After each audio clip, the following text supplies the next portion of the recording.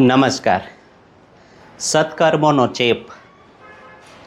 35 વર્ષનો એક યુવાન દરરોજ પોતાની મોટર બાઇક લઈને એક રેસ્ટોરન્ટ પાસે જતો હતો અને ત્યાં ઊભેલા 2-4 ભિખારીઓને રેસ્ટોરન્ટમાંથી જમવાનું ટિફિન અપાવતો અને એનું પેમેન્ટ રેસ્ટોરન્ટમાં ચૂકવતો હતો.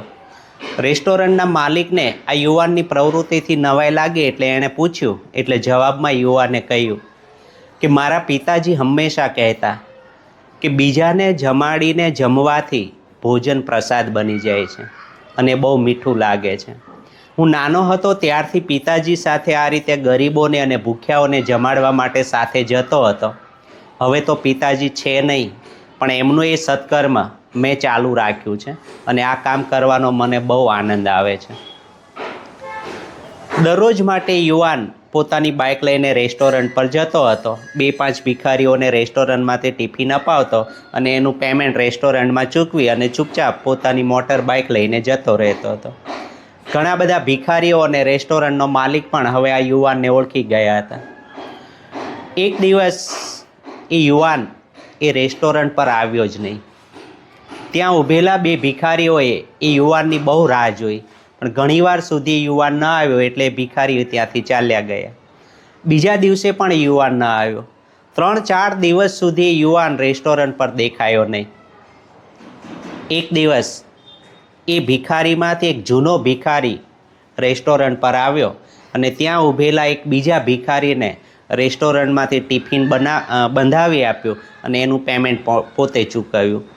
રેસ્ટોરન્ટના માલિકને ખૂબ જ આશ્ચર્ય થયું એટલે એણે એ ભિખારીને પૂછ્યું, તો ભિખારીએ જવાબ આપ્યો કે જે યુવાન અમને બધાને ટિફિન બંધાવી આપતો હતો એ યુવાનનું થોડા દિવસ પહેલાં અવસાન થયું છે. એટલે અમે ભિખારી મિત્રોએ 2-4 મિત્રોએ મળીને એવું નક્કી કર્યું છે કે યુવાનને શ્રદ્ધાંજલિ આપવા માટે અમે લોકો અમને દિવસ પર જે કંઈ પણ ભીખમાં રૂપિયા મળશે એમાંથી કમસે કમ એક ભિખારીને અમારે ટિફિન બંધાવી આપવું અને એને જમાડવો.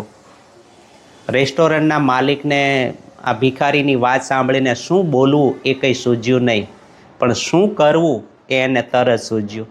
એટલે રેસ્ટોરન્ટના માલિકે એ પેલા ભિખારીને કહ્યું કે ભાઈ, એ યુવાને જે સત્કર્મોનું કાર્ય શરૂ કર્યું હતું અને તમે લોકો એને આગળ વધારો છો, એ સત્કર્મોમાં હું પણ હવે મારો સાથ આપીશ અને હવેથી હું પણ દરરોજ 5 ભિખારીઓને મારા તરફથી જમાડીશ.